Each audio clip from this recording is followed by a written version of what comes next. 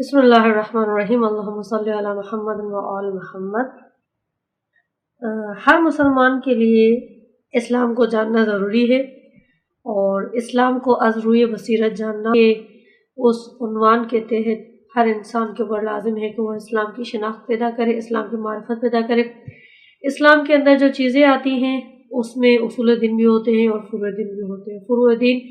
اور اصول دین دو الگ الگ چیزیں ہیں جو دونوں اسلام کی بنیادی چیزیں ہیں، جن میں اصول دین میں انسان تقلید نہیں کر سکتا، البتہ فروع دین میں انسان کے اوپر ضروری ہے کہ وہ تقلید کی جائے۔ تقلید کہتے کس چیز کو ہیں، اور تقلید کا مفہوم اور مقصد کیا ہے، تقلید کی معنی کیا ہے؟ تقلید کا مطلب ہے کہ انسان مجتہد کے فتوے پر عمل کرے، یعنی اپنے کاموں کو مجتہد کے کہے ہوئے یا بتائے ہوئے اس فتوے کے مطابق کرے، اور اپنی زندگی اور اپنی زندگی کے حالات کو مجتہد کے کہے ہوئے ان چیزوں پہ عمل، اس چیز کا نام ہم لوگ تقلید کہتے ہیں۔ جس چیز کی تقلید کرتے ہیں، جس مجتہد کی، جس مرجع کی، جس فقیہ کی ہم لوگ تقلید کرتے ہیں، اس مجتہد اور اس مرجع کی اہمیت کیا ہے اور اس کا مقام کیا ہے، اس کی بزرگی کیا ہے، اس کے لیے ہمارے 12ویں امام حضرت امام زمانہ امان مہدی صاحب زمان فرماتے ہیں کہ جس طرح سے پروردگار عالم کی طرف سے ہم اس کائنات پر حجت ہیں، اسی طرح بالکل اسی طرح ہماری طرف سے وہ مجتہدین، وہ مراجع و عظام آپ لوگوں کے پر حجت ہیں، اور غیبت کبریٰ کے دور میں ان کی طرف رجوع کرنا لازمی قرار دیا گیا ہے۔ تو آگے ہمارے ذہنوں میں سوال پیدا ہوتا ہے کہ جس مجتہد کی اور جس مرجع کی ہم لوگ تقلید کریں، اس مجتہد اور مرجع کی خصوصیات کیا ہونی چاہیے، یعنی جس کی آپ پیروی کرنا چاہتے ہیں، جس کے فتوے پر عمل کرنا چاہتے ہیں، جس کی بتائی ہوئی بات کے مطابق زندگی گزارنے کا حکم دیا گیا ہے، اس کی خصوصیات کیا ہیں، وہ کن خصوصیات کا حامل ہونا چاہیے۔ تو ہماری توضیح مسائل میں ہمارے علماء نے، فقہاء نے جو شرائط بتائی ہیں ایک مجتہد کے لیے، ایک فقیہ کے لیے، ایک مرجع کے لیے، کہ ان میں سے ان تمام شرطوں میں سے پہلی شرط ہے کہ وہ مرد ہو، بالغ ہو، شیعہ اثنا عشری ہو، یعنی 12 اماموں کا ماننے والا ہو، حلال زادہ ہو، زندہ ہو اور عادل ہو، اور احتیاط واجب کی بنا پر اپنے کاموں کو اپنی نفسانی خواہشات کے مطابق انجام نہ دیتا ہو، یعنی تمام تر احکاموں کو سمجھتے ہوئے ان احکامات کے اوپر عمل کرتا ہو، ایسے مجتہد کی تقلید کرنا ضروری ہے زندگی میں۔ اور اس مجتہد کی تقلید کی جائے جو اپنے زمانے میں تمام تر مجتہدین سے عالم ہو۔ عالم کا مطلب کیا ہوتا ہے؟ عالم کا مطلب اور عالم سے مراد یہ ہے کہ وہ تمام تر مجتہدین میں سے زیادہ عالم اور ماہر ہو، اور تمام تر علوم میں مہارت رکھتا ہو۔ اب سوال یہ پیدا ہوتا ہے کہ جس مجتہد کی آپ تقلید کر رہے ہیں، اس کو آپ کیسے پہچان سکتے ہیں؟ اس کو آپ یعنی کیسے اپنی زندگی پہچان کر اس کے فتوے پر، اس کی باتوں پر عمل کر سکتے ہیں، اس کے کہے ہوئے فتوے پر، اس کے بتائے ہوئے فتوے کے مطابق اپنی زندگی گزار سکتے ہیں؟ تو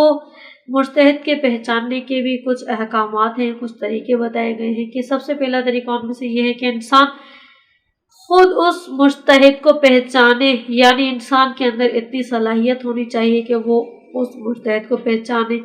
اس کے بعد جو دوسرا طریقہ بتایا گیا ہے کہ انسان کو یقین حاصل ہو جائے، یعنی مثال کے طور پر کوئی اہل علم ہو اور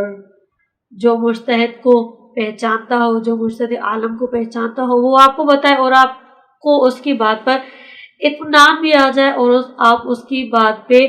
اچھے طریقے سے یقین بھی کر سکیں، تو آپ اس کی بات پہ یقین کر کے اس مجتہد کے فتوے کو حاصل کر سکتے ہیں اور مجتہد کو پہچان بھی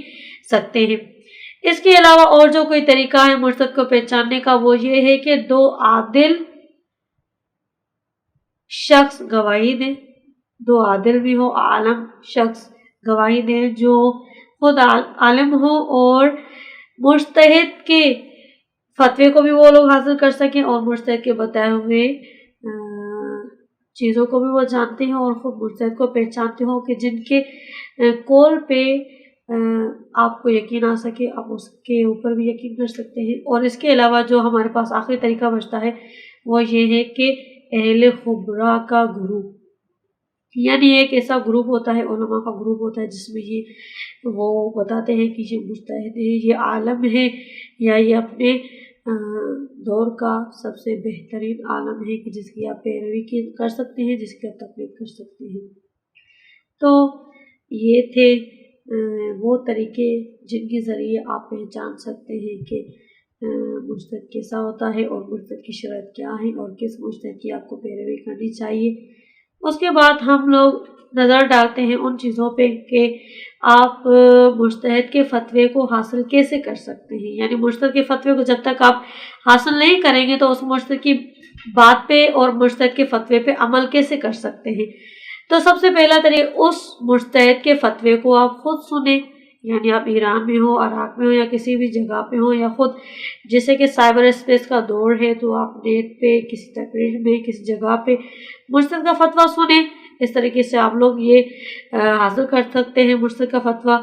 जबकि दूसरा तरीका ये है कि दो आदिल अफराद से सुने जो मुज्तहिद के फ़तवे को नकल कर रहे हों और उसके फ़तवे को वो बयान करते हों, ठीक है। और जो दो अफराद बयान कर रहे हैं मुज्तहिद के फ़तवे को बताते हैं, जबकि दो और शख्स उनकी बात को रद्द ना करें और वो भी बात उनकी यकीनी हो, तो इंसान उनके उस कौल पे यकीन हासिल करते हुए और खुद एतमाद करते हुए उस फ़तवे पे अमल कर सकता है। जबकि अगला हमारे पास जो तरीका बचता है मुज्तहिद के फ़तवे हासिल करने का, वो ये होता है कि मुज्तहिद के रिसाला में देखा जाए। रिसाला जो हमारे पास अक्सर अमूमन घरों में पाया जाता है, मदारिस में पाया जाता है, आम शॉप्स में मिल सकता है, जिसको आप तौज़ील मसाइल के नाम से जानते होंगे, जिसमें तमाम तर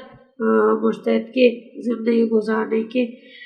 फ़तवे और बातें मौजूद होती हैं। यानी आपके ज़िंदगी गुजारने का हर एक तरीका मौजूद होता है जिस पे अमल करके इंसान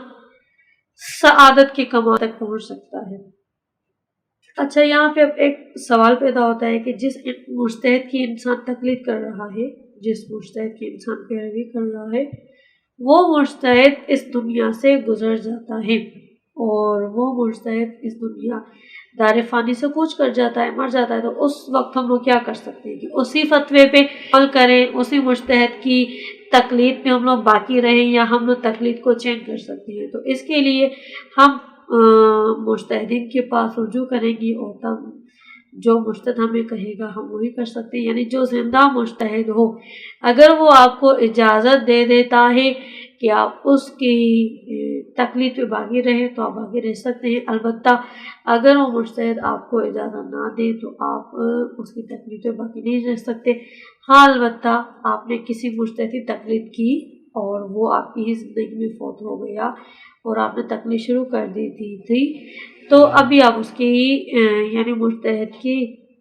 इजाज़त के बाद उसकी तकलीद पे बाकी रह सकते हैं। लेकिन अगर वो जो फौत हो गया है मुज्तहिद, वो जो मर्ज़ फौत हो गया है, वो आलम नहीं था और उसके बाद जो ज़िंदगी में से कोई आलम है, तो बेहतर है कि इंसान उस आलम शख्स की तकलीद करे जो ज़िंदा है और जो शिया अशरी हो, जो हलालज़ादा हो, ज़िंदा हो, आदिल हो, आकिल हो,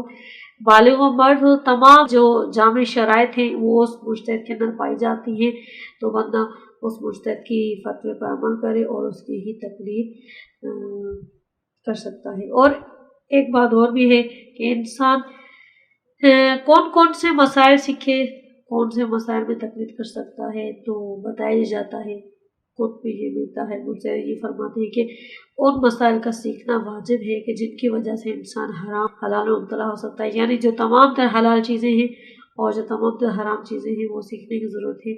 कि इंसान को खदशा है कि किसी गुनाह में पड़ सकता है और वो गुनाह से सरजद हो सकता है। तो इसके लिए बेहतर है कि इंसान तकलीद करे और तकलीद में इंसान ये सारी चीज़ें सीख सकता है कि क्या चीज़ हलाल है, हराम है, क्या मुबाह है, क्या मकरूह है और कौन सी चीज़ हमारे लिए बेहतर है, कौन सी चीज़ हमारे लिए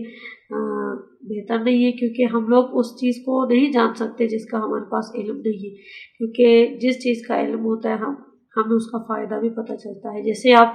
عام روٹین میں دنیا میں اگر انسان کے جسم کو کوئی بیماری لاحق ہوتی ہے، انسان کسی مرض میں مبتلا ہو جاتا ہے، تو وہ اپنے مرض کو دفع کرنے کے لیے دنیا میں کسی ڈاکٹر کے پاس جاتا ہے، اور ڈاکٹر جو اس کا نسخہ تجویز کرتا ہے اس نسخے پہ عمل کر کے وہ صحت یاب ہو سکتا ہے۔ تو اس حوالے سے یعنی اگر ایک انسان کی روح مریض ہے اور انسان کی روحانی مشکلات میں مبتلا ہے اور دینی احکامات اس کو پتہ نہیں ہے، تو ان تمام تر مشکلات کا حل اور روحانی ڈاکٹرز جو ہوتے ہیں وہ ہمارے علماء ہوتے ہیں، مجتہدین ہوتے ہیں، فقی ہوتے ہیں، کہ جن کے پاس جا کے جن کی فتوی حاصل کر کے اور جن کی کتابوں کو پڑھ کے ہم لوگ ان تمام تر مشکلات کا حل جان سکتے ہیں اور ان تمام تر مشکلات کو